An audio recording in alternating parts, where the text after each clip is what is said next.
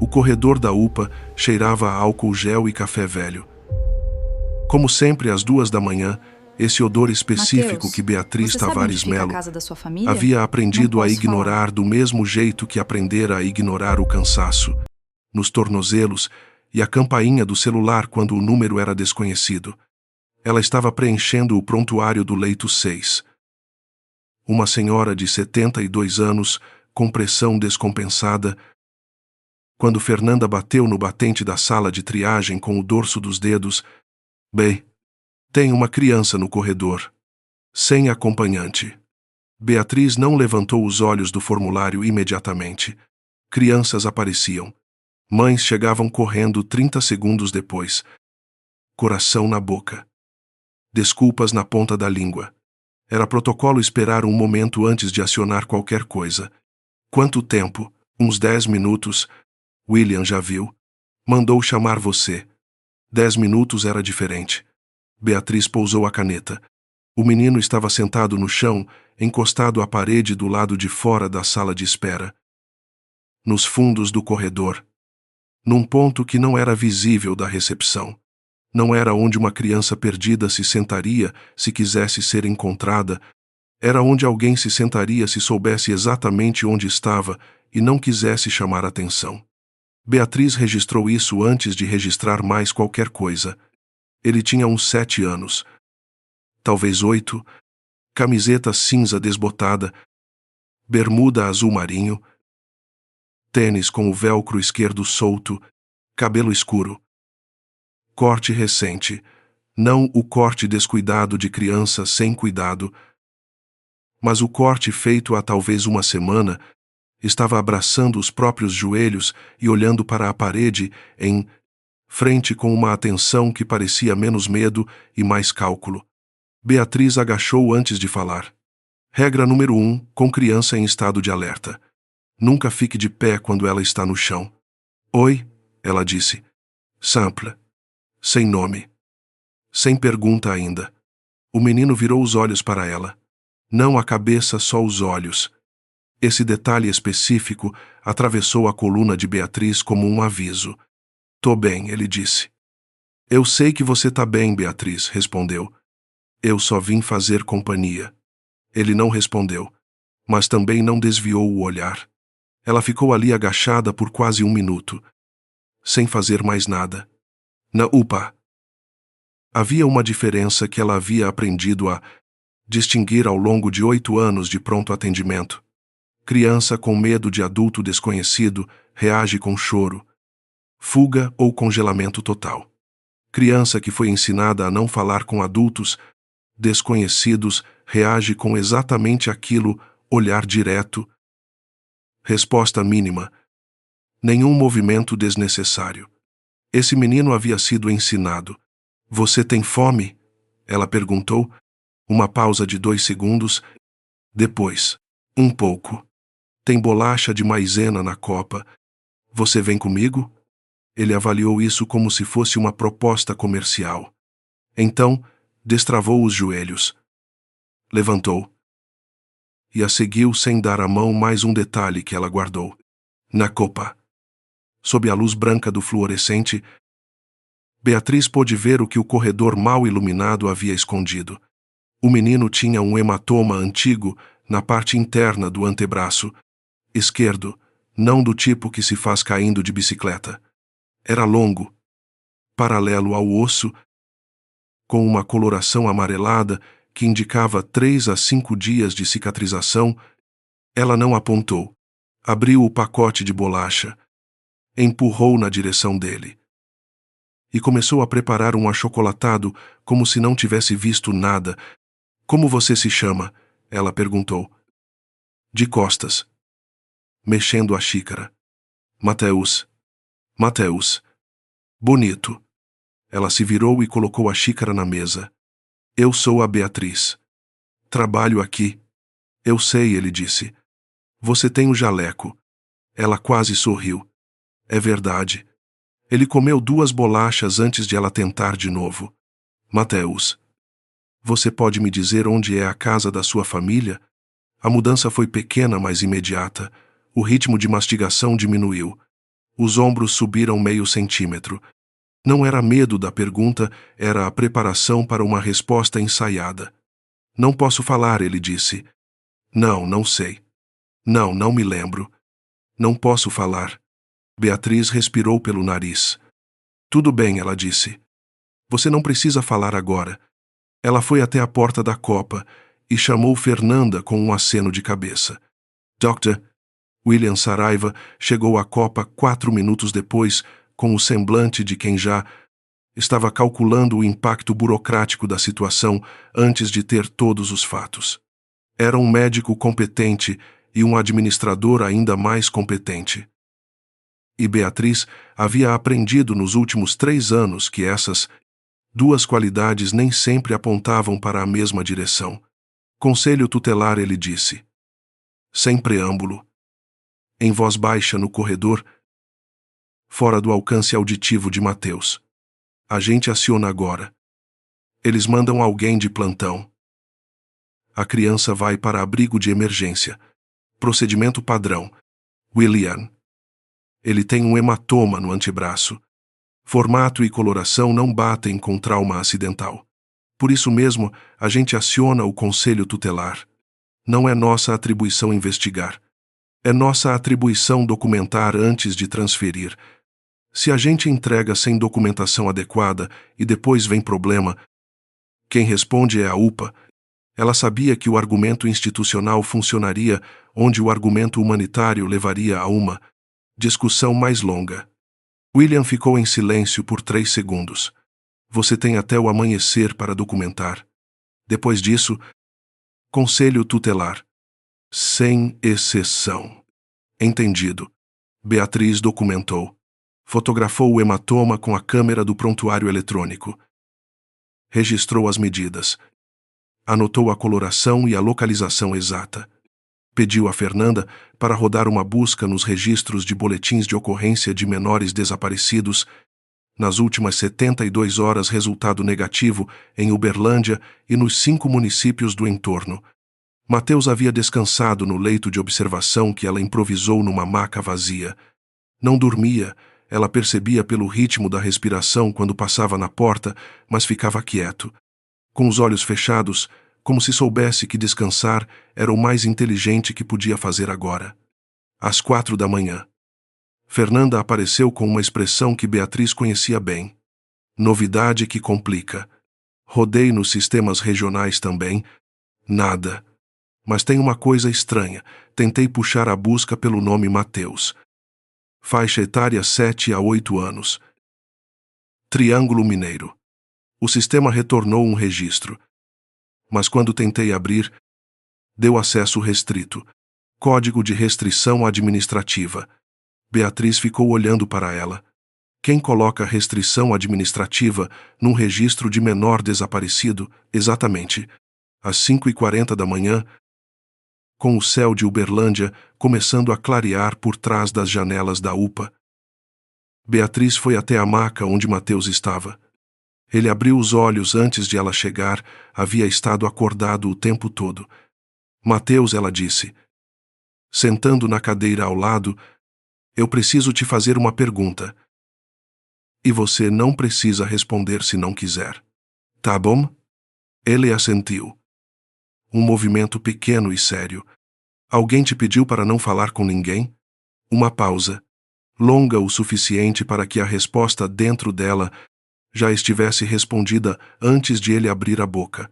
Se eu falar, ele disse, devagar. Como quem escolhe cada palavra vai acontecer alguma coisa ruim? Beatriz precisou de um segundo para entender que ele não estava perguntando se ela ia fazer algo ruim. Ele estava perguntando se, ao falar, algo ruim aconteceria com outra pessoa. Não se você me contar, ela disse. Eu não deixo. Mateus ficou em silêncio. Depois olhou para o teto. Eu sei que você não pode prometer isso, ele disse. 7 anos. A frieza calma daquelas palavras de 7 anos atravessou Beatriz de um jeito que poucas coisas a atravessavam depois de 8 anos de UPA. Às 6h15. Ela tomou a decisão. O formulário de guarda temporária de proteção médica estava no sistema há 3 anos, introduzido numa atualização de protocolo que quase ninguém usava, porque quase ninguém queria a responsabilidade que ele implicava. Era um documento que permitia a um profissional de saúde assumir temporariamente a custódia de uma criança em situação de risco documentado, enquanto a investigação de origem estava em curso válido por até 72 horas, renovável, e que suspendia qualquer transferência até nova avaliação. Beatriz o preencheu em 7 minutos. Assinou, digitalizou e carimbou no sistema às 6h22. William viu a notificação no painel administrativo às 6h30. Quando chegou para o turno, apareceu na porta da sala de triagem com o rosto fechado. Beatriz. Protocolo 14C.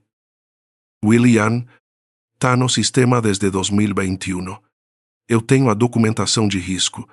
Você sabe o que está fazendo? Sei exatamente o que estou fazendo. Ele ficou na porta por um momento. Depois foi embora sem responder. O que ela interpretou como a versão dele de concordância relutante. Beatriz estava na recepção, preenchendo o relatório de turno quando o homem entrou. Eram 6h48 da manhã. Ele tinha a altura e o porte de quem estava acostumado a ocupar espaço em ambientes que não eram os seus, não arrogância, mas uma espécie de economia de movimentos que vem de anos de entrar em lugares onde as pessoas não querem que você entre. Terno escuro, gravata afrouxada, olheiras que indicavam que ele também não havia dormido, cabelos castanho escuros com o início do grisalho nas têmporas. Tirou uma carteira do bolso interno do paletó e a colocou sobre o balcão da recepção sem floreio. Delegado Rafael Drummond. Polícia Civil. Preciso verificar se uma criança sem identificação deu entrada aqui nas últimas horas. A recepcionista olhou para Beatriz, automaticamente, aquele olhar de "isso é com você". Beatriz se aproximou, olhou para a carteira, depois olhou para o rosto do homem. Havia algo no modo como ele segurava a carteira sobre o balcão, com os dedos muito quietos. Como alguém que está controlando um tremor que não quer que ninguém veja. Posso perguntar qual é o contexto da busca? Ela disse. Investigação em andamento. Investigação de quê? Especificamente, os olhos dele se fixaram nos dela pela primeira vez, castanhos, com algo dentro deles que ela não conseguiu nomear imediatamente, mas que reconheceu, da mesma forma que reconhecia a dor em paciente que insistia que estava bem. De uma criança desaparecida, ele disse. Beatriz manteve o rosto neutro com o esforço específico que havia treinado ao longo de anos para não deixar o rosto trair o que o cérebro estava processando. Vou precisar verificar os protocolos de divulgação de informações sobre menores, ela disse. O senhor pode aguardar? Ele olhou para ela por um segundo a mais do que necessário. Depois, posso? Beatriz fez o delegado esperar 22 minutos. Não porque precisasse verificar protocolos, ela os conhecia de memória, mas porque 22 minutos era tempo suficiente para ligar para Fernanda, que estava em casa, mas atendeu no segundo toque, e pedir que ela rodasse uma busca rápida no nome Rafael Drummond na base pública do Sistema de Justiça de Minas Gerais. Enquanto esperava, ela foi até o leito onde Mateus ainda estava. Olhou para ele através do vidro da porta entreaberta e confirmou que ele continuava quieto. Os olhos agora abertos, fixos no teto, com aquela atenção calculada que parecia mais velha que 7 anos. Fernanda retornou em 18 minutos. Rafael Drummond. 48 anos. Delegado titular da Uminha Delegacia de Polícia Civil de Uberlândia. Carreira limpa. 2 elogios formais por resolução de casos complexos. Nenhuma processo disciplinar. Uma pausa. Mas tem uma coisa. Em 2022, ele foi o responsável pela investigação de um caso de subtração de incapaz, envolvendo uma criança de 4 anos. O caso foi encerrado sem indiciamento 7 meses depois. Não achei detalhes. O processo está em segredo de justiça. Beatriz ficou em silêncio por um momento.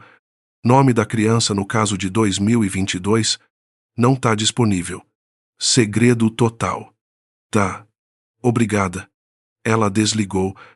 Ficou olhando para o corredor por mais um momento. Depois foi até a recepção. Não temos registro de entrada de criança desacompanhada nas últimas 12 horas, ela disse ao delegado, com a voz de quem está lendo informação de um formulário que não existe. Rafael Drummond a olhou com a expressão de quem está calculando se a mentira é intencional ou protocolar. Enfermeira. Tavares, ela disse. Beatriz Tavares. Enfermeira Tavares. Ele apoiou as duas mãos no balcão, levemente. Não ameaçador, era o gesto de alguém que está tentando criar contato físico com uma superfície estável. Se uma criança deu entrada aqui e não foi reportada nos sistemas, isso é uma irregularidade séria. Eu posso precisar formalizar uma solicitação através do juiz plantão. O senhor tem esse direito, Beatriz respondeu. Leva umas 4 horas para o juiz plantão emitir uma autorização nesse horário. Se o senhor quiser, pode aguardar na recepção ou voltar mais tarde. Algo passou pelo rosto dele, não raiva. Algo mais parecido com reconhecimento. Como se ela tivesse feito um movimento que ele já havia visto antes e estivesse decidindo se era adversarial ou cauteloso. Você tem medo de que eu faça algo ruim com a criança, ele disse. Não era pergunta. Beatriz não respondeu imediatamente. Tenho protocolo para seguir, ela disse. Por fim, eu também. Ele tirou um cartão de visita do bolso e colocou sobre o balcão. Quando o protocolo permitir uma conversa, me liga. Virou e saiu. Beatriz ficou olhando para o cartão por 3 segundos antes de pegá-lo. Ela levou Mateus para casa às 8 da manhã. No seu próprio carro, um Gol 2017, com o ar-condicionado funcionando só. No frio máximo, e uma coleção de santinhos no painel, que eram do Rodrigo, que ela não havia conseguido tirar e em algum momento havia parado de tentar. Mateus ficou olhando pela janela durante o trajeto inteiro. Não perguntou para onde iam. Não perguntou se ela tinha filhos. Ou se havia um marido esperando em casa. Ou qualquer uma das coisas que uma criança de 7 anos normalmente perguntaria. Só ficou olhando o sol nascente sobre as ruas de Uberlândia, como se estivesse memorizando a rota. Você sabe onde a gente está indo? Ela perguntou. A meio do trajeto. No bairro Morumbi, ele disse. Tem um posto Ipiranga, na esquina da rua, antes da sua. Beatriz apertou o volante com um pouco mais de força. Ela não havia dito o bairro. Ele havia lido as placas. A casa de Beatriz tinha 2 quartos. Uma cozinha com azulejo azul que ela ainda não havia repintado, porque havia sido o Rodrigo quem escolheu a cor. E um quintal pequeno com um pé de limão que produzia mais limão do que qualquer pessoa sozinha podia usar. Ela mostrou o banheiro para Mateus. Deu a ele uma toalha nova que estava no armário desde o Natal passado. E foi para a cozinha fazer ovos mexidos. Dona Perpétua apareceu às 9h30. Como aparecia a maioria das manhãs. Com uma vasilha de cuscuz e a capacidade sobrenatural, saber quando algo diferente havia acontecido na casa ao lado. Quem é o menino? Ela perguntou, olhando para Mateus, que estava sentado à mesa da cozinha, comendo ovos mexidos, com a seriedade de quem não comia desde o dia anterior. Paciente temporário, Beatriz disse. Paciente temporário, Dona Perpétua repetiu, com o tom de quem acabou de ouvir a versão mais educada possível de uma história que vai ser bem mais complicada. Ela pôs o cuscuz na bancada e se sentou à mesa como se houvesse sido convidada. Como você se chama? Meu filho. Mateus, ele disse, sem levantar os olhos do prato. Mateus. Ela assentiu. Você é daqui de Uberlândia? Não sei, ele disse. Dona Perpétua olhou para Beatriz. Beatriz fez um movimento imperceptível de cabeça que significava não agora. A televisão na sala estava ligada no volume baixo. Beatriz raramente a desligava completamente. Desde que aprendeu que o silêncio às 7 da manhã, num domingo, tinha um peso específico. O noticiário local deu a hora. Depois foi para uma chamada sobre o setor de saúde privada, no Triângulo Mineiro, expansão de uma rede de clínicas. Entrevista com o presidente do grupo. Mateus parou de comer. Beatriz não estava olhando para ele. Naquele momento estava de costas, lavando a frigideira. Mas Dona Perpétua estava. E Dona Perpétua tinha 78 anos de observação humana acumulada. Beatriz, ela disse, com uma voz cuidadosamente casual. Vem cá um segundo. Beatriz secou as mãos e foi até a sala. A televisão mostrava o rosto de um homem de uns 50 anos. Terno cinza. Sorriso de quem está acostumado a ser fotografado, Cláudio Menezes. Presidente do Grupo Saúde Viva. Triângulo Mineiro. Mateus havia pousado o garfo. Seus ombros estavam levantados quase até as orelhas. A respiração era curta. Visível. Ele estava olhando para a mesa. Não para a televisão. Com a intensidade de quem está tentando muito ativamente não olhar para algo. Beatriz foi até o controle remoto e desligou a televisão. Sem comentário. Mateus respirou. Só isso. Mas foi suficiente. Rafael Drummond chegou à porta de Beatriz às 11 da manhã. Ela o viu pela janela antes de abrir. Estava de calça social e camisa de manga comprida com as primeiras 2 botões abertas, tinha trocado o terno. O que significava que havia ido em casa, o que significava que ele sabia o bairro desde antes. Ela abriu a porta antes que ele tocasse a campainha. Como o senhor soube o endereço? Ela disse. Sou delegado, ele respondeu. Sem ironia aparente. Posso entrar? Não. Ele assentiu como se a resposta fosse razoável. Tudo bem. Ficou na calçada com as mãos nos bolsos. Enfermeira Tavares. Eu sei que tem uma criança nessa casa.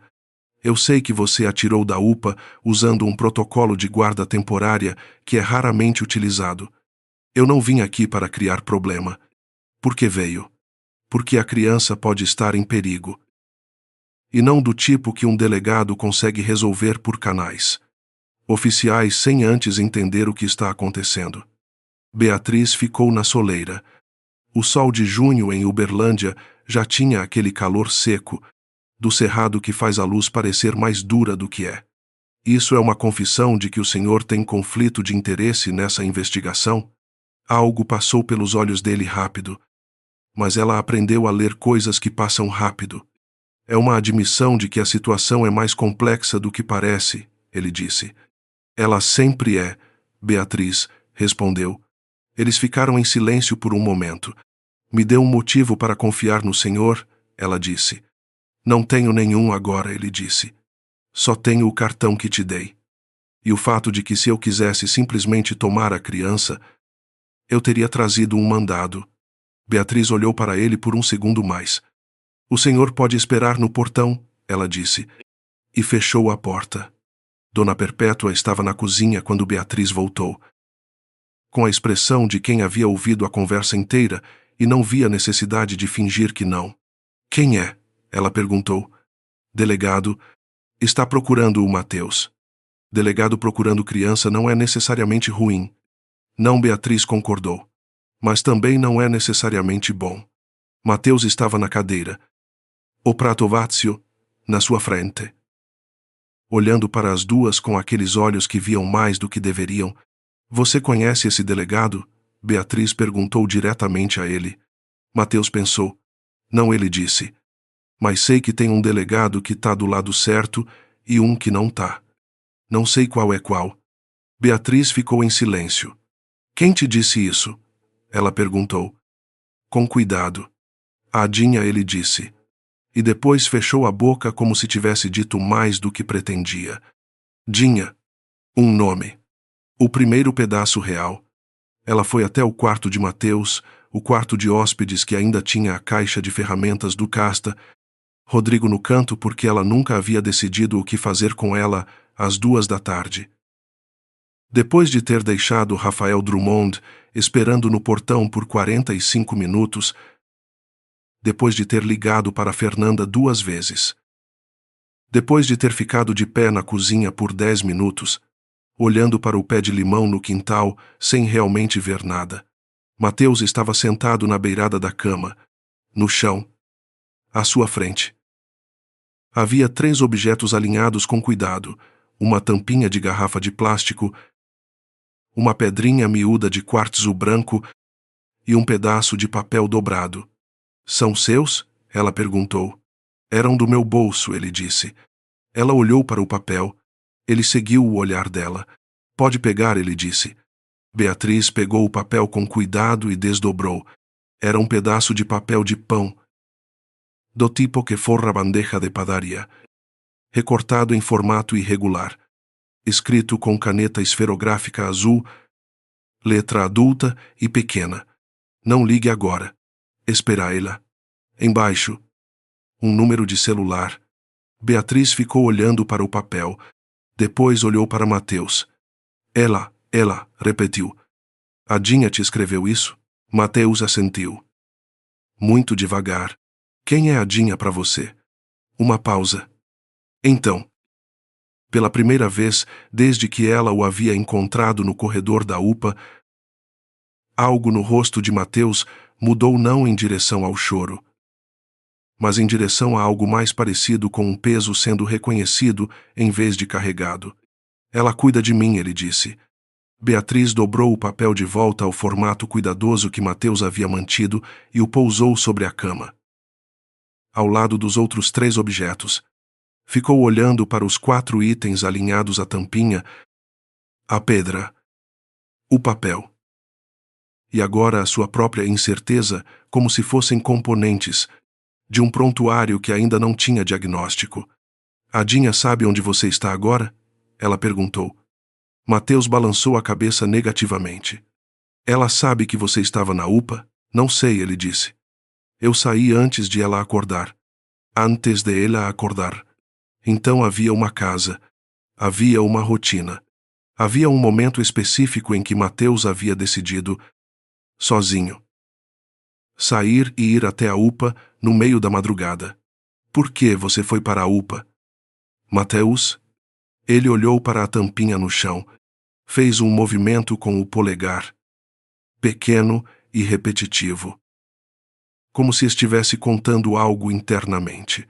Porque a Dinha me disse que se alguma coisa acontecesse, eu devia ir para um lugar com pessoas de branco e esperar. Que as pessoas de branco não deixam ninguém levar embora na frente de todo mundo. Beatriz precisou de um momento para processar a arquitetura daquilo. Uma criança de 7 anos com um plano de contingência, uma mulher chamada Dinha que havia treinado esse plano, e a palavra levar não machucar. Não pegar, mas levar. Como quem descreve uma transferência de custódia. Mateus, ela disse. Com cuidado. Quando você saiu de casa, esta madrugada. A Dinha estava bem? Ele não respondeu imediatamente. Quando respondeu, foi com a voz um pouco mais baixa do que antes. Ela estava dormindo, ele disse. Mas ela tomou o remédio dela às 10 horas e às vezes, quando ela toma o remédio, ela não acorda fácil. O remédio. Beatriz guardou isso. Que remédio ela toma? Não sei o nome. É um comprimido pequeno e branco. Ela assentiu. Devagar. Não pressionou mais. Levantou e foi até a janela do quarto de hóspedes. Dava para ver o portão da rua.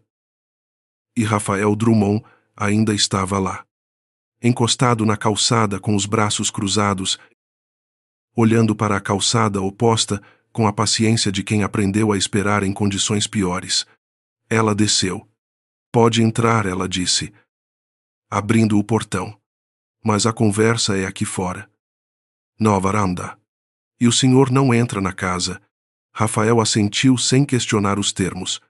Ela o levou até os 2 bancos de madeira na varanda, ainda estavam os mesmos desde que o Rodrigo os havia lixado e envernizado no inverno de 2021, 3 meses antes do acidente, e sentou-se no mais próximo da porta. Fale, ela disse. Rafael ficou de pé por um momento. Depois, sentou no outro banco. Tirou o celular do bolso. Rodou a tela para ela. Era uma foto qualidade ruim, tirada de câmera de vigilância. Mas identificável, uma mulher de uns 40 anos.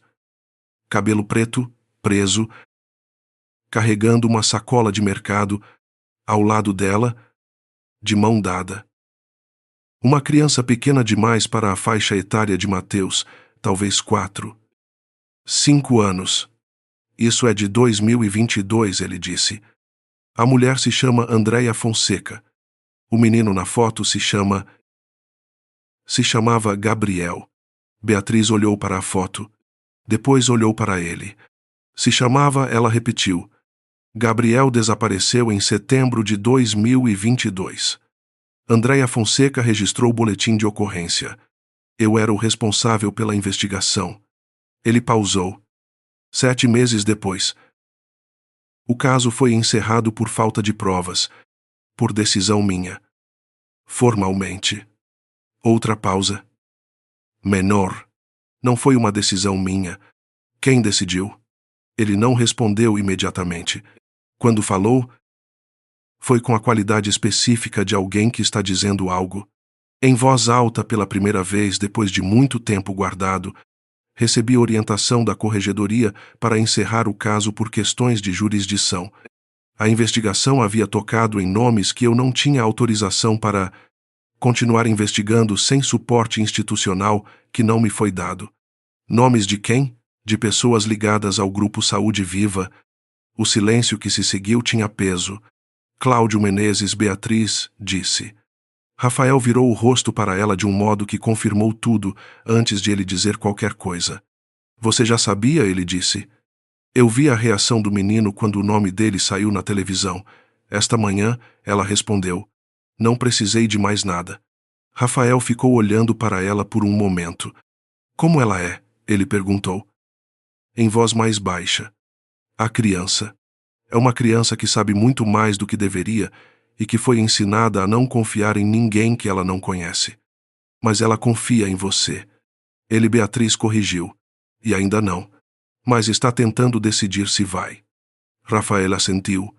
Ficou em silêncio. Depois. Andréia Fonseca. Ah, mulher da foto. Você sabe o paradeiro dela? Beatriz olhou para ele. Pesou o quanto dizer. Não, ela disse. O que era tecnicamente verdade, ela sabia o apelido. Não sabia onde Dinha estava agora.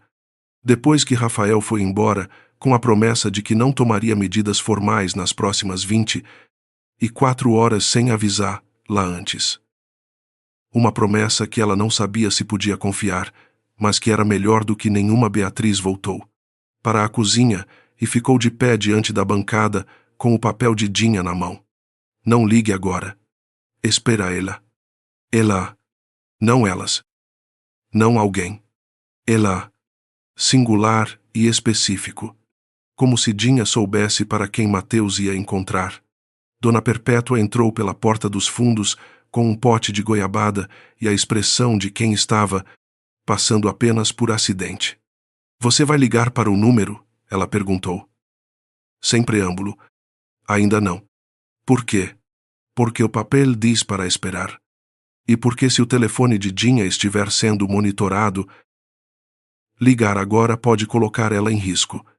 Dona Perpétua pôs a goiabada na bancada e ficou olhando para Beatriz com os olhos miúdos que havia, afinado ao longo de 32 anos como assistente social na prefeitura de Uberlândia. Beatriz, ela disse, você tem 8 anos de UPA. Você sabe ler hematoma e frequência respiratória, e quando uma criança está mentindo, mas você nunca trabalhou com proteção infanto-juvenil. Eu sei disso. Então deixa eu te contar uma coisa que eu aprendi naqueles 32 anos. Ela se apoiou na bancada. Quando uma criança foi preparada para fugir e esconder, Geralmente é porque a pessoa que a preparou não tinha certeza de que ia conseguir protegê-la pessoalmente. Isso significa que a ameaça chegou perto demais. Ela parou. Se a Dinha tomou o remédio que a faz não acordar fácil, e se alguém estava chegando, essa mulher pode não estar bem agora. Beatriz ficou em silêncio. Você tem como rastrear onde o menino estava antes? Dona Perpétua perguntou. Não sem acionar o sistema policial. O que significa Rafael Drummond?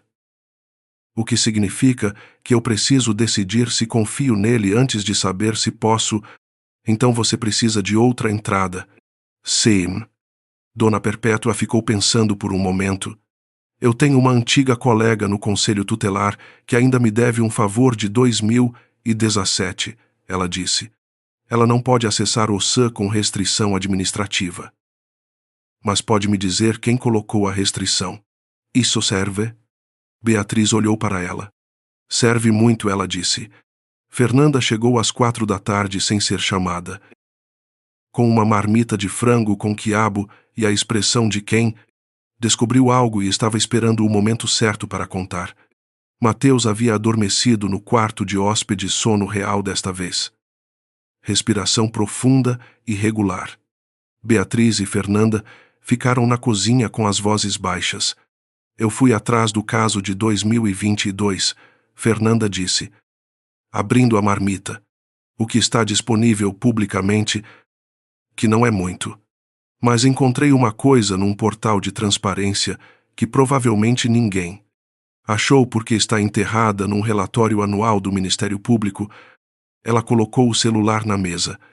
Era um relatório em PDF, aberto numa página específica, com um parágrafo marcado.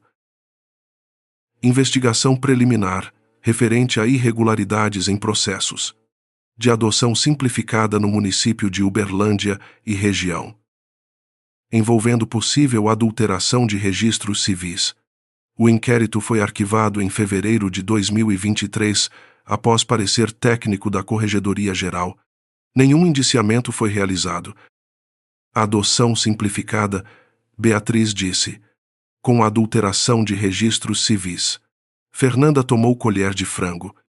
E arquivado depois de parecer da Corregedoria. A mesma Corregedoria que mandou Rafael Drummond encerrar o caso da criança desaparecida. Beatriz ficou olhando para o relatório. Mateus não tem registro acessível no sistema, ela disse. Ele tem um registro, mas com restrição administrativa. Isso significa que alguém com nível de acesso administrativo alto colocou a restrição. Não é um funcionário de cartório. É alguém com autoridade sobre o sistema de registros civis ou de proteção de menores. Ou alguém com dinheiro suficiente para alcançar quem tem essa autoridade. As duas ficaram em silêncio por um momento. Beatriz Fernanda disse, com um cuidado diferente na voz. O que esse menino é para o Cláudio Menezes? Não sei ainda. Ela levantou e foi até a janela do quintal. O pé de limão estava carregado, como sempre. Mas sei que ele é alguma coisa, e que o Cláudio quer ele de volta com urgência suficiente para colocar restrição no registro antes de qualquer conselho tutelar ou delegado chegar perto. A ligação de Dona Perpétua chegou às 6h40. A restrição no registro foi colocada em janeiro de 2024, ela disse. Sem preâmbulo, a solicitação veio de um escritório de advocacia chamado Menezes, Barbosa Advogados Associados, com sede em Uberlândia. O argumento jurídico foi proteção de identidade de menor em processo de tutela em curso. Tutela em curso desde quando? Desde dezembro de 2023. Faltam 3 semanas para a audiência de homologação. Beatriz fechou os olhos por um segundo. 3 semanas. Cláudio Menezes estava há 3 semanas de obter tutela legal de Mateus, que dormia no quarto de hóspedes com uma pedra de quartzo e uma tampinha de garrafa alinhadas no chão como se fossem os únicos bens que importavam. Se a tutela fosse homologada sem contestação, o sistema entregaria o menino a ele com carimbo de legalidade. Dona Perpétua, ela disse. Tem como contestar antes da audiência? Tem. Mas quem contesta precisa ter legitimidade jurídica. Você tem guarda temporária de 72 horas. Não é suficiente. O que é suficiente? Uma pausa.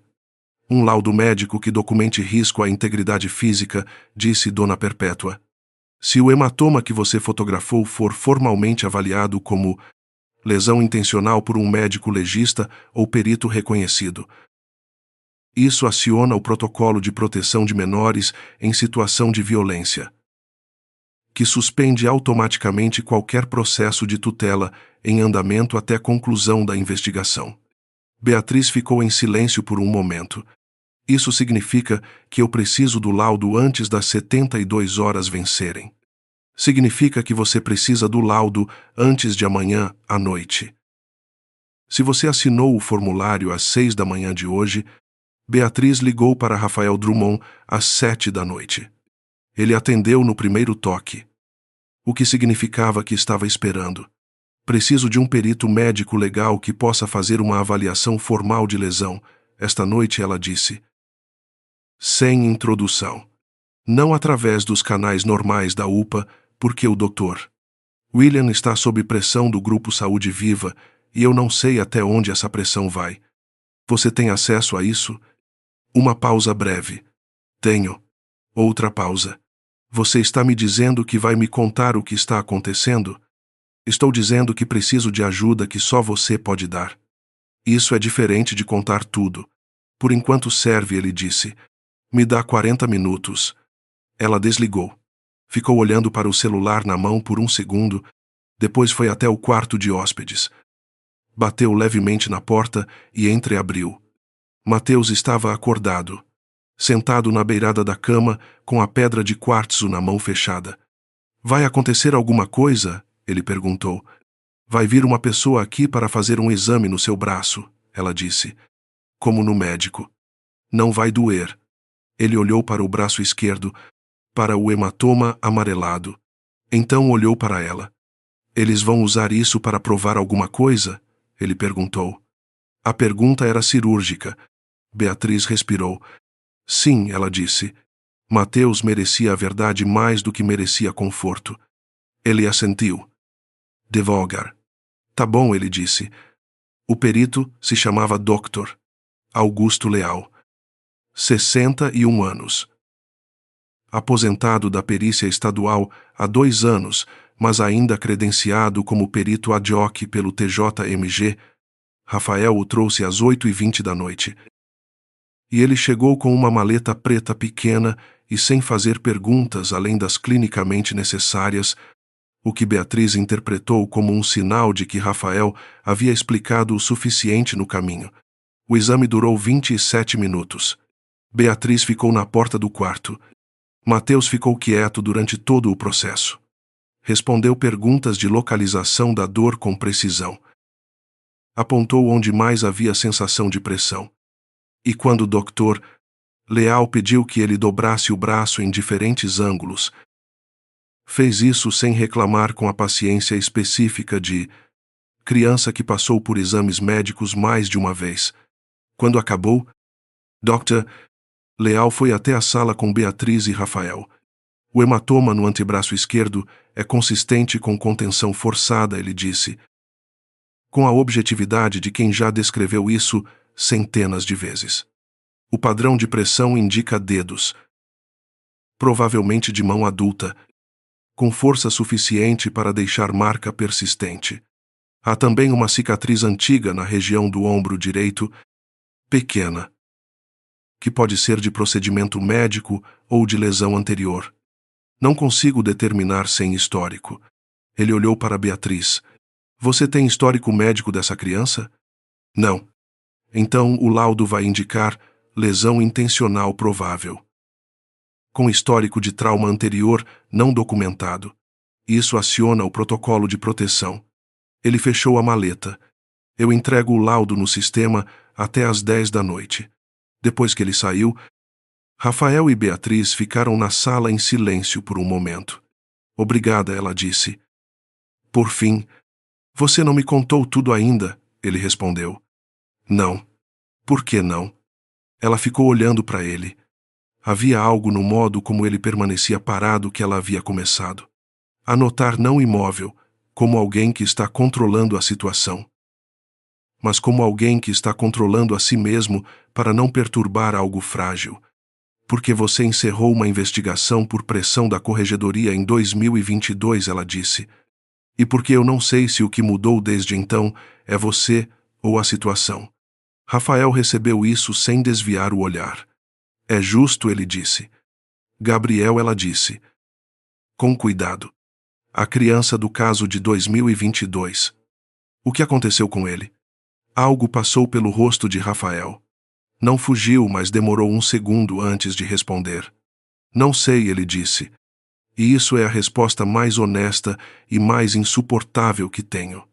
Às 10:30 da noite. Com o laudo de doutor Leal já inserido no sistema. Beatriz tomou outra decisão. Ligou para o número do papel de Dinha. Tocou 4 vezes.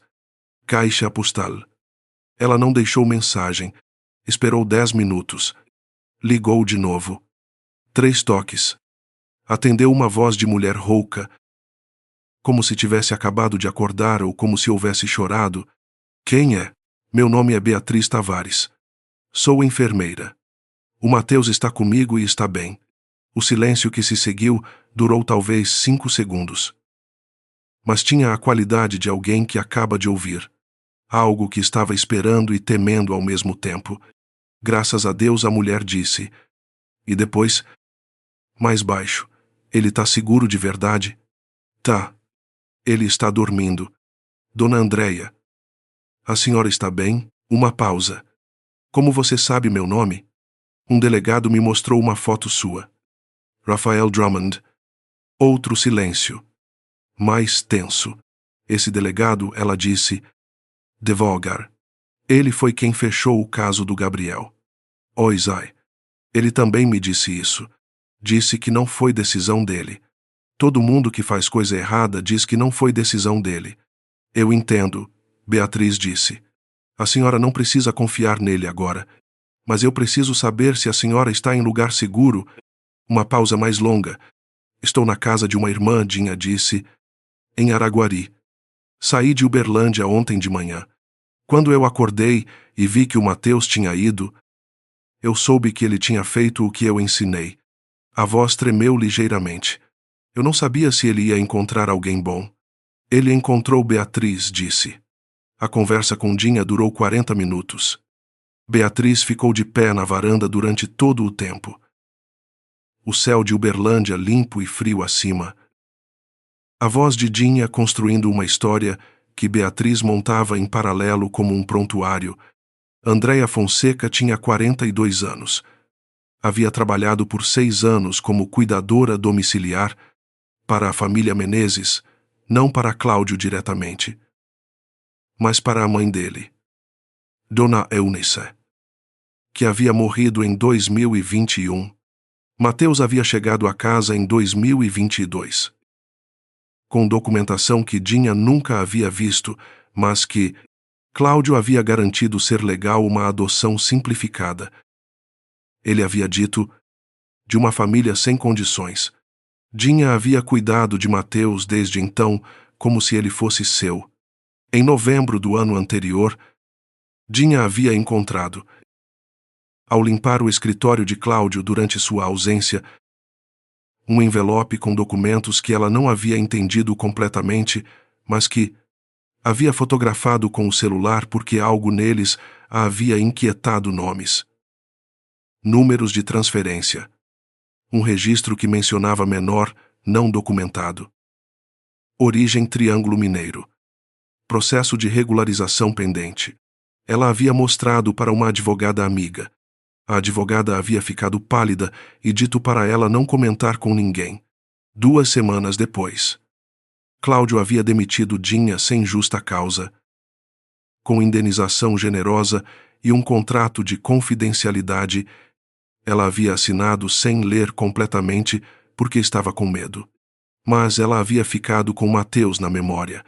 E quando, 3 meses depois, Cláudio havia entrado em contato pedindo que ela fosse cuidar do menino novamente, desta vez sem vínculo empregatício formal.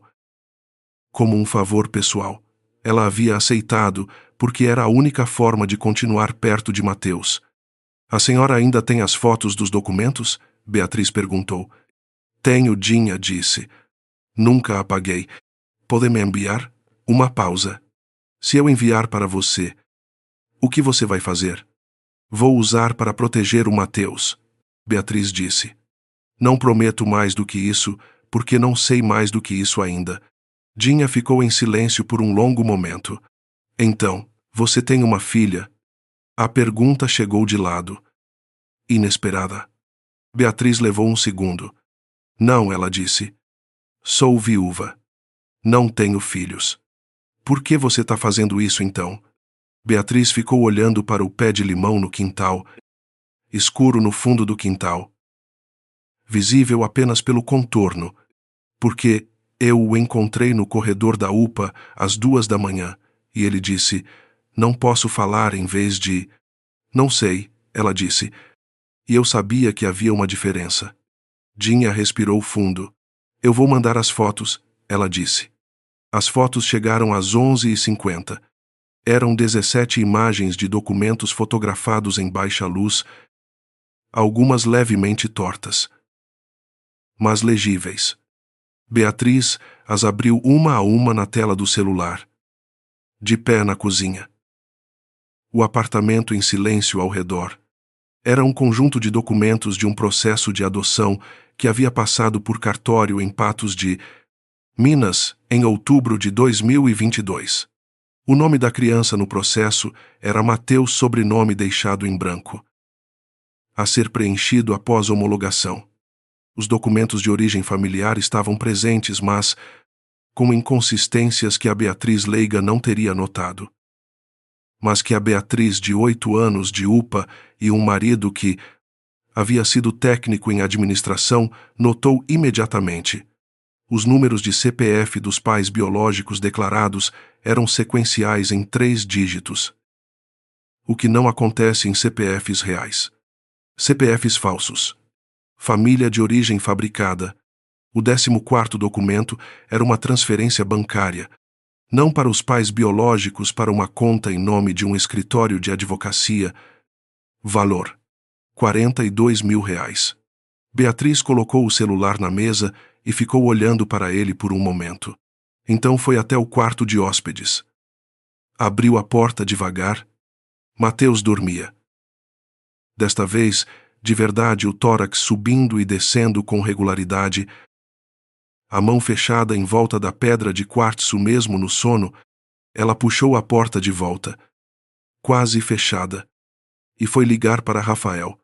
Ele chegou em 20 minutos, com olheiras que estavam piores do que pela manhã, e uma garrafa térmica de café que ele colocou na mesa da cozinha sem pedir licença, o primeiro gesto que não havia pedido permissão antes de fazer. E ela não disse nada. Ela passou o celular para ele.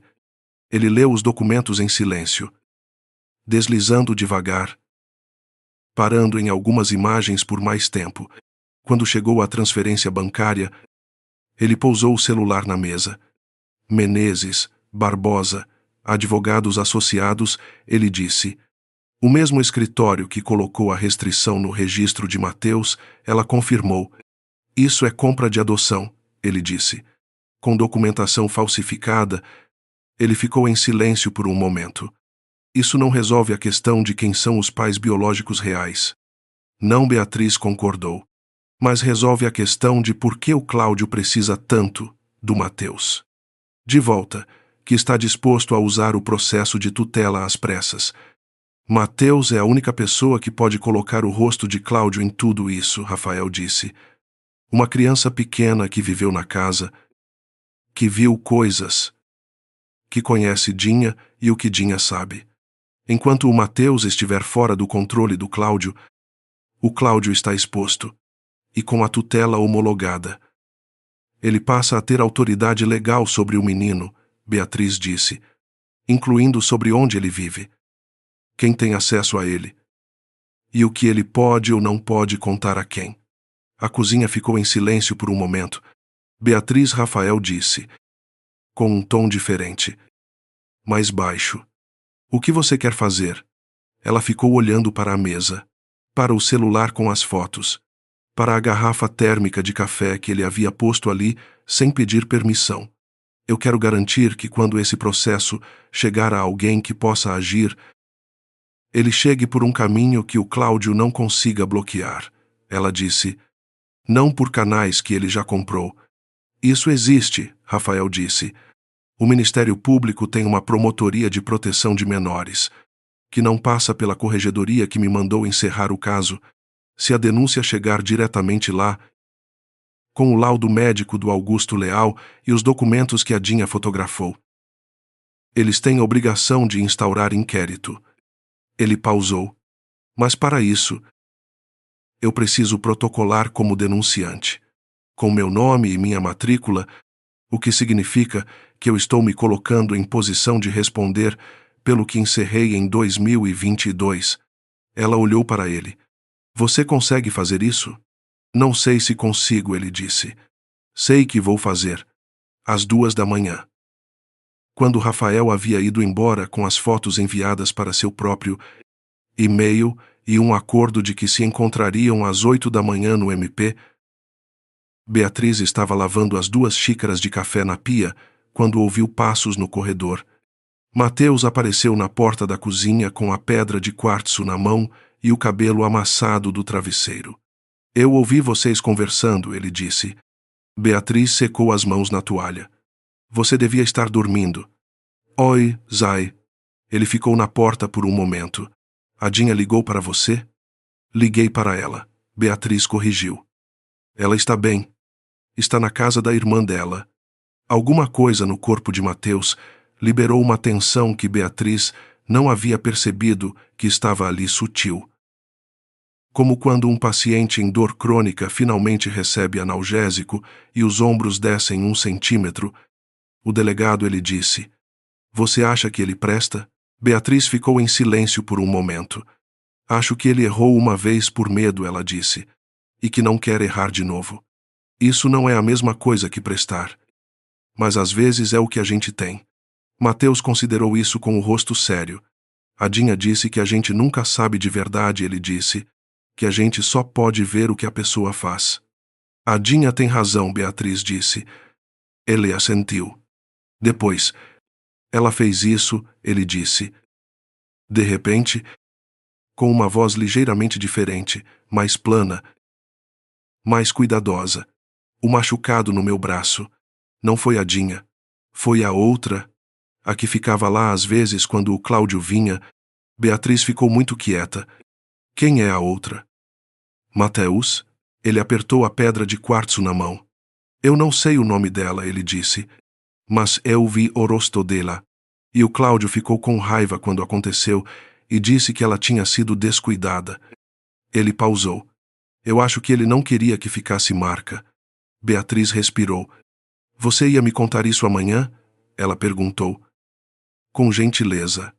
E tentando decidir, ele disse: "O que te fez decidir agora?" Ele olhou para ela com aqueles olhos que viam mais do que deveriam. "Você lavou a xícara dele também", ele disse. "A do delegado?" "Não jogou fora." Uma pausa pequena. "Minha mãe jogava fora o copo de quem ela não gostava." Beatriz ficou olhando para ele. "Minha mãe." A primeira vez que ele havia mencionado uma mãe, ela não perguntou mais nada sobre isso, agora guardou. Como guardava tudo. Para o momento certo. "Vai dormir." "Mateus", ela disse. Com gentileza. Ele assentiu. Virou para ir. Então parou. "Beatriz", ele disse. Sem se virar. "Obrigado por ter lavado a minha xícara também." Desde o começo, ela ficou olhando para as costas dele até que desapareceu no corredor. Depois ficou olhando para as 2 xícaras limpas no escorredor, a dela, a de Rafael e a de Mateus, que estava ali desde o café da manhã.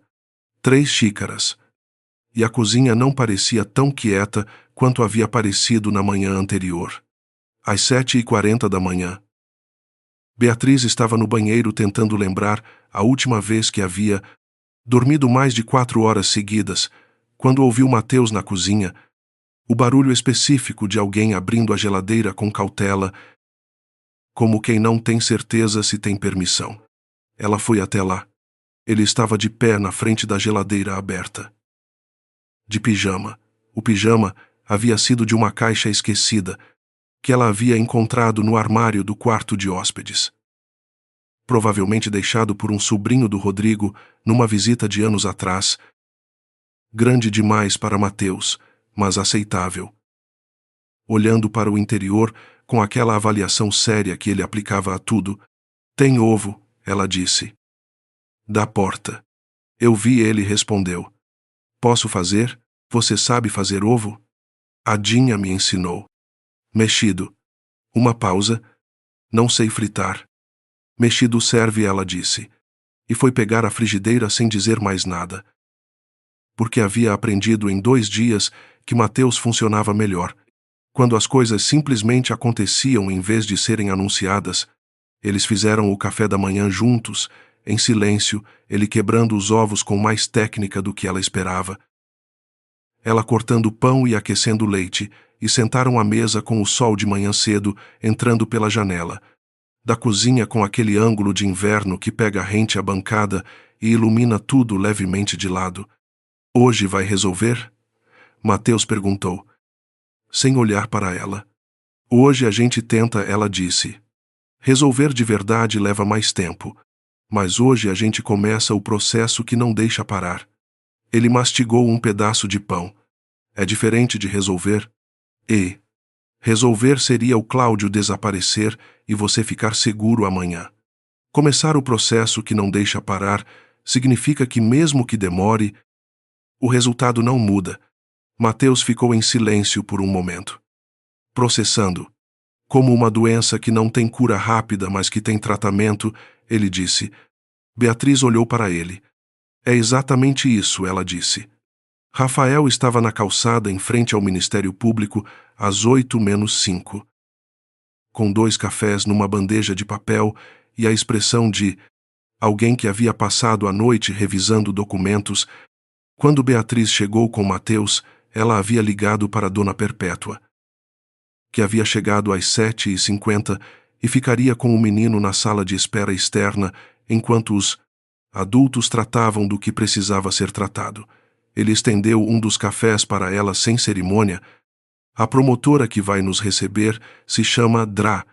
Silvana Braga, ele disse. Em voz baixa. 52 anos. 28 de MP. Especialista em crimes contra crianças e adolescentes. Eu a conheço há 12 anos. Ela não gosta de mim. Por que não gosta? Porque em 2022 eu encerrei o caso do Gabriel sem avisar ela primeiro. Ela havia pedido para ser consultada antes de qualquer arquivamento. Eu não consultei porque a orientação da corregedoria foi para encerrar rápido e sem barulho. Beatriz tomou o café. E mesmo assim você escolheu ela? Exatamente por isso, ele disse. Ela não gosta de mim o suficiente para não me fazer favor. E não gosta do Cláudio Menezes o suficiente para não me ouvir. A sala de Dra.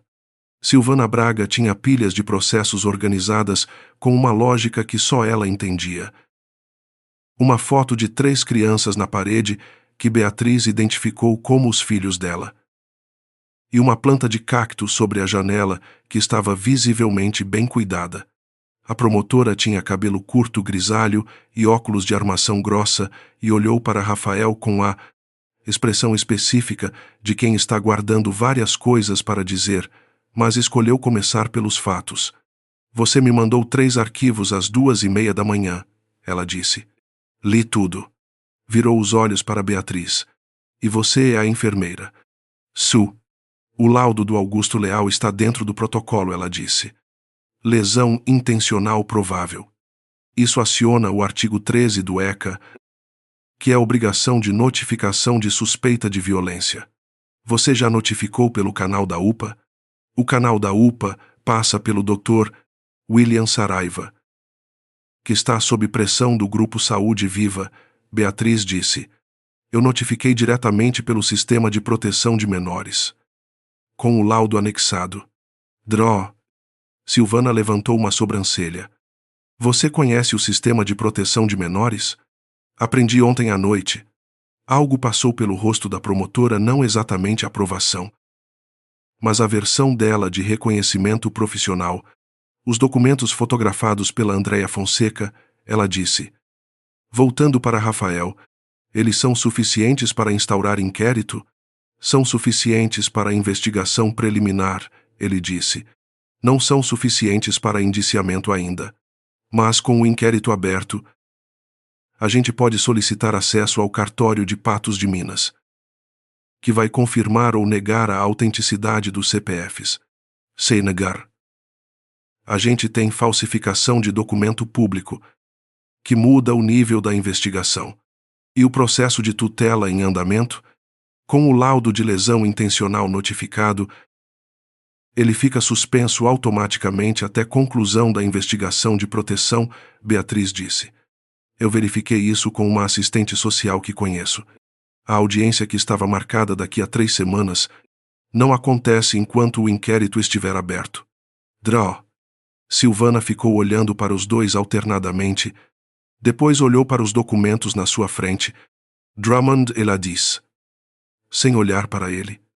Você sabe o que acontece com você quando esse inquérito for aberto e o nome Corregedoria aparecer nos autos. Sei, ele disse. Você vai ter que depor sobre o arquivamento de 2022. Zay. E dependendo do que a Corregedoria alegou na época, pode haver processo disciplinar contra você. Oi, Zay. Silvana. Ela finalmente olhou para ele. Foi um olhar longo. Você devia ter me ligado em 2022, ela disse. Devia, ele disse. Não liguei. Uma pausa. Vou instaurar o inquérito, ela disse. Mas quero a Andréa Fonseca em depoimento nos próximos 2 dias. Com os originais das fotos no celular dela, que precisam ser periciadas. Ela está em Araguari, Beatriz disse. Eu posso falar com ela. Feila.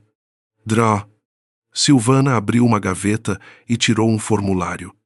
E a criança vai precisar de avaliação psicológica formal para compor o inquérito. Tem uma psicóloga do quadro que trabalha com crianças. Posso marcar para hoje à tarde se a criança estiver disponível. Está, Beatriz disse. E então, ela pode ser feita na minha casa? Ele ainda não está confortável em ambientes institucionais. Dró. Silvana olhou para ela por um segundo. Você está pedindo para eu mandar uma técnica do MP para sua casa? Estou. Por que eu faria isso? Porque o protocolo de proteção de menores em situação de vulnerabilidade prevê que a avaliação pode ser feita em ambiente seguro para a criança quando há risco de revitimização por deslocamento institucional, ela disse. Artigo 28 do Protocolo Técnico do Conanda. Dró. Silvana ficou em silêncio por um momento. Você leu o Conanda ontem à noite também, ela disse. Tu. A promotora fechou a gaveta. Uma coisa muito pequena. Quase imperceptível. Mudou no canto da boca dela. Às 14 horas ela disse, na sala de espera. Mateus estava sentado ao lado de Dona Perpétua, os dois olhando para o mesmo ponto no chão com uma companheiridade que parecia ter sido estabelecida em menos de 40 minutos. Quando Beatriz se aproximou, Mateus levantou os olhos. Deu certo? Ele perguntou. Deu o primeiro passo, ela disse. Ele assentiu. Olhou para Rafael, que estava atrás de Beatriz. Você vai continuar? Ele perguntou diretamente ao delegado. Rafael agachou para ficar na altura do menino, o mesmo gesto instintivo que Beatriz havia feito no corredor da UPA 2 dias antes. E que ela notou agora com uma precisão diferente. Vou, Rafael disse. Mateus o estudou por um momento, com aqueles olhos que processavam mais do que comunicavam. Tá bom, ele disse. E voltou a olhar para o chão. O que Beatriz havia aprendido, que era a versão dele de encerrar um assunto. A ligação de Dr. William chegou às 10h30. Beatriz estava no carro. Dona Perpétua e Mateus no banco de trás. Rafael seguindo atrás em seu próprio carro. Beatriz William disse. E o tom era diferente do habitual não administrativo. Mas algo mais próximo de desconforto genuíno.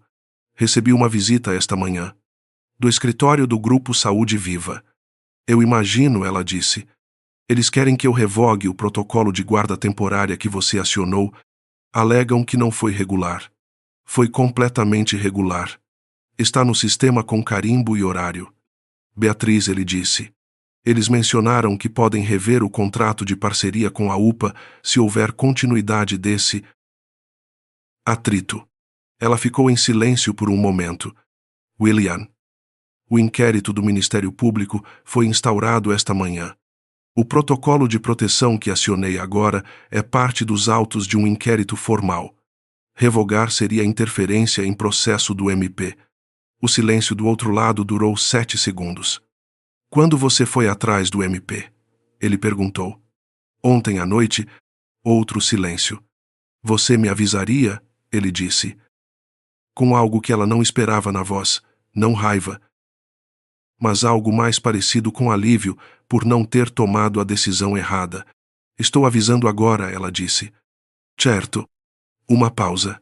O protocolo está mantido da minha parte. Ela desligou. Ficou olhando pela janela por um momento. Tudo bem? Mateus perguntou do banco de trás. Tudo bem, ela disse. E era verdade. Cláudio Menezes apareceu às 11h40. Beatriz estava na varanda quando o carro preto parou na frente da casa, um Hilux com placa de Uberlândia e vidros escuros. Cláudio saiu sozinho. 52 anos. Terno cinza claro. A mesma postura da televisão, o sorriso de quem está acostumado a ser recebido. Dona Perpétua havia levado Mateus para o quintal. Rafael estava dentro da casa. Mas Beatriz havia pedido que ficasse. Ela desceu os 2 degraus da varanda e ficou na calçada. Senhora Tavares, Cláudio disse. Parando a 2 metros. Vos tranquila. Quase cordial. Eu entendo que houve uma confusão com uma criança que está sob minha tutela. Vim pessoalmente para resolver, sem maiores complicações. A tutela está suspensa por decisão do Ministério Público, ela disse. Algo passou pelo rosto dele rápido. Controlado. Eu não fui notificado de nenhuma suspensão. A notificação formal será emitida até o final do dia. Ela manteve as mãos quietas ao lado do corpo. O senhor pode verificar com o escritório Menezes, Barbosa, que deve ter recebido aviso preliminar esta manhã. Ele ficou olhando para ela com uma avaliação que ela reconhecia, era a avaliação de alguém que está recalculando a hierarquia de poder numa negociação que achou que ia ser simples. Você é enfermeira, ele disse. Não com desprezo com a qualidade de quem está tentando entender. Como uma peça que não deveria ser relevante, tornou-se central. Sou ela, disse. Enfermeiras não instaurar inquéritos no MP. Não, ela concordou. Mas enfermeiras documentam lesões. Notificam casos de suspeita de violência. E conhecem o protocolo de proteção de menores suficientemente bem para garantir que a cadeia de procedimentos não possa ser interrompida por nenhuma entidade privada. Uma pausa breve, inclusive por grupos de saúde que financiam ala de benfeitores em hospitais municipais. O silêncio que se seguiu tinha uma textura diferente. Quem está por trás disso? Ele disse. Drummond? Eu estou por trás disso, ela disse. Ele a olhou. Depois olhou para a casa. Por um momento, ela viu no rosto dele algo que não era raiva nem cálculo, era o reconhecimento. De alguém que perdeu o controle de uma situação num ponto que não havia previsto. Você está se metendo em algo que não entende completamente, ele disse. O senhor está certo, ela respondeu. Mas o Ministério Público entende. E agora tem documentação suficiente para continuar sem mim. Ele ficou na calçada por um momento. Depois voltou para o carro. Não disse mais nada. Não precisava. Beatriz havia aprendido ao longo de 8 anos de UPA que as pessoas que ameaçam em voz alta Raramente são as mais perigosas. As mais perigosas são as que ficam em silêncio e calculam, mas também havia aprendido que cálculo não funciona quando o processo já não depende de você para continuar. Ela ficou na calçada até o carro desaparecer na esquina. Depois subiu os 2 degraus da varanda. Rafael estava na porta. Você ouviu? Ela disse. Ouvi tudo. É? E a Silvana precisa saber que ele veio aqui. Isso vai para o inquérito. Ela assentiu. Liga para ela. A psicóloga do MP chegou às 2 da tarde, Draublick. Camila Rocha. 36 anos. Voz baixa e materiais coloridos numa bolsa de lona, que ela pôs na mesa da sala sem explicar o que eram. Mateus olhou para a bolsa com desconfiança inicial e depois com curiosidade, quando ela tirou um bloco de papel e lápis de cor sem pedir que ele fizesse nada. Beatriz ficou na cozinha durante a sessão. Rafael ficou na varanda. Dona Perpétua foi embora às 2h15. Mas deixou uma panela de sopa no fogão em fogo baixo porque, como havia explicado sem que ninguém perguntasse, pessoas que passam por coisas difíceis precisam comer coisas quentes. A sessão durou 1h20. Quando Camila saiu. Parou na porta da cozinha com Beatriz. Ele é um menino notavelmente articulado para a idade, ela disse, em voz baixa. Vai precisar de acompanhamento continuado. O que ele viveu tem camadas que vão aparecer ao longo do tempo. Não de uma vez, mas tem base. Ela olhou para Beatriz por um momento. Você ficou com ele na Copa da UPA e não fez perguntas demais.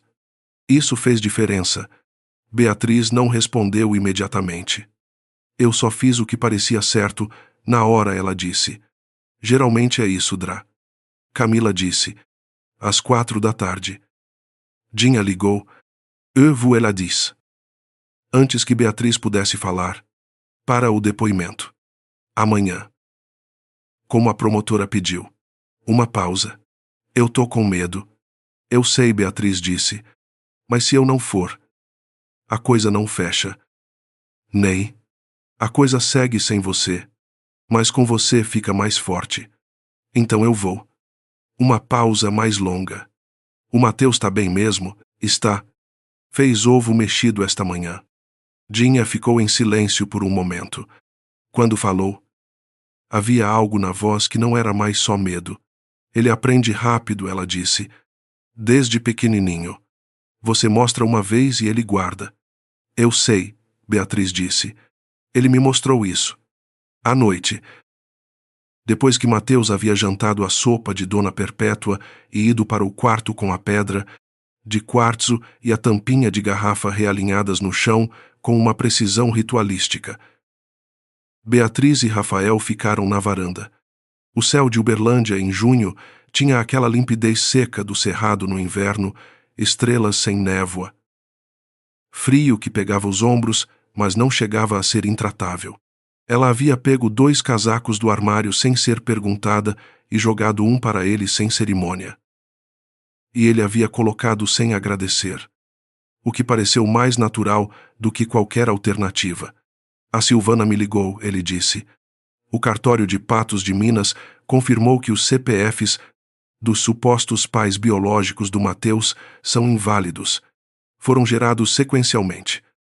Provavelmente por um programa simples. O processo de adoção inteiro foi construído sobre documentação falsa. Quem eram os pais biológicos reais? Ela perguntou. Isso vai levar mais tempo para descobrir.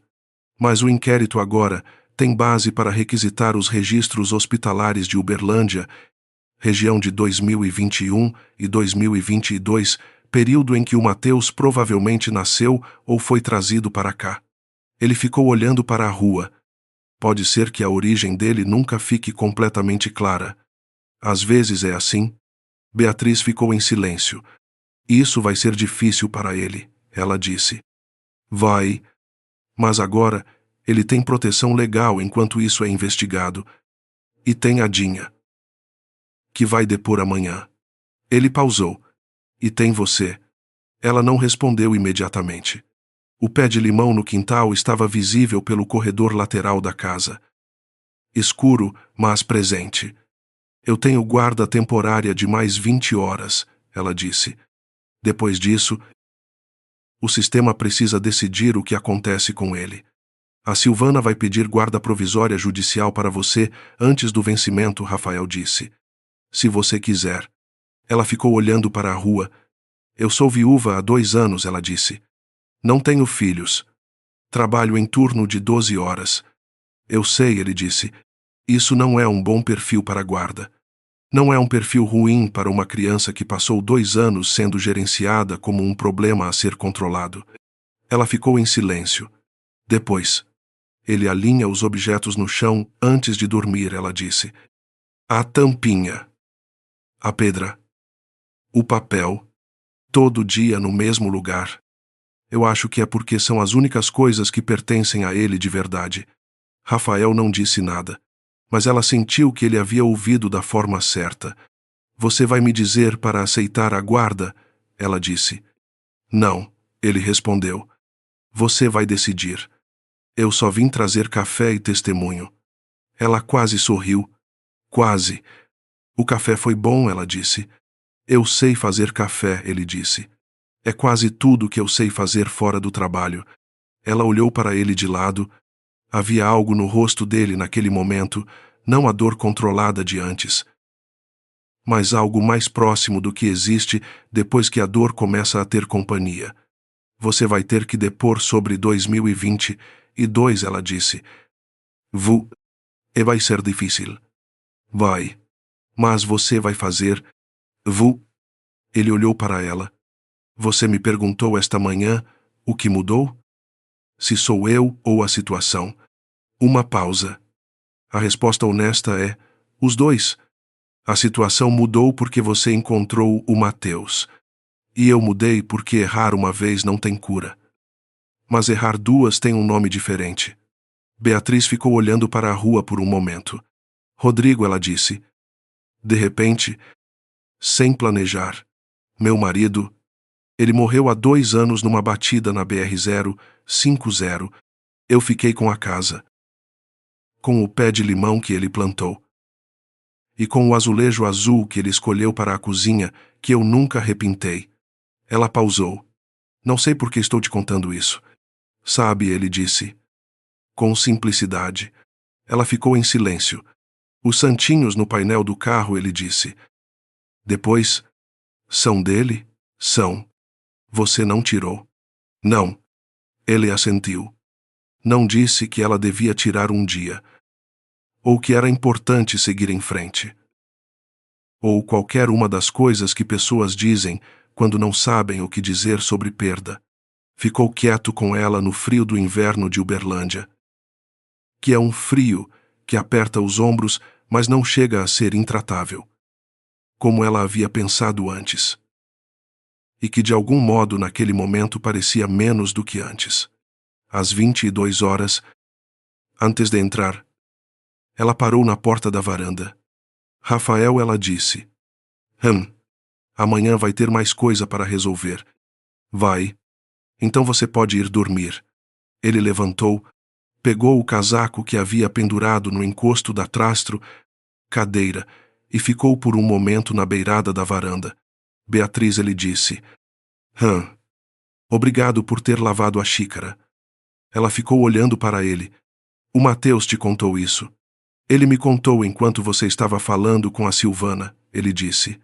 Disse que era como você decidia em quem confiar. Ela ficou em silêncio por um momento. Boa noite. Rafael, ela disse. Boa noite. Ela entrou. Fechou a porta. Ficou parada no corredor escuro por um segundo. Ouvindo a casa a sopa no fogo baixo que Dona Perpétua havia esquecido de desligar. A respiração de Mateus, que ela não ouvia, mas sabia que estava lá. O silêncio específico de uma casa que não está mais completamente vazia. Depois foi desligar o fogão, apagar as luzes e dormir pela primeira vez em 2 dias com a janela do quarto aberta um palmo. Porque o frio de junho em Uberlândia é o tipo que você aprende a gostar quando tem algo quente dentro. 3 semanas depois, Cláudio Menezes foi formalmente indiciado por falsificação de documento público, intermediação irregular de guarda de menor e corrupção de funcionário público. O inquérito revelou que Matheus havia chegado ao Triângulo Mineiro por uma rede de transferências informais de crianças não documentadas, um caso que o MP de Minas Gerais encaminhou para a investigação federal. A identidade dos pais biológicos de Matheus permaneceu em apuração. Andréia Fonseca prestou depoimento durante 4 horas. Saiu do MP com a certeza de que havia feito a coisa certa e com um processo trabalhista contra o Grupo Saúde Viva, que a advogada dela considerava promissor. Rafael Drummond respondeu processo disciplinar na corregedoria. Foi absolvido por maioria, com voto de louvor da promotora Silvana Braga, que ninguém esperava, mas que ela disse ser tecnicamente obrigatório dada a evidência. Ela disse isso sem sorrir, o que todos interpretaram como o máximo que ela conseguia. Matheus continuou alinhando os 3 objetos no chão antes de dormir. Aos poucos, o número de objetos foi aumentando, uma bolinha de gude que Dona Perpétua lhe deu, um botão de casaco que ele achou na calçada, uma folha de limão seca que ele pediu para guardar. Beatriz nunca perguntou por quê. Ela achava que sabia. A guarda provisória foi concedida em agosto. O azulejo azul da cozinha continuou azul.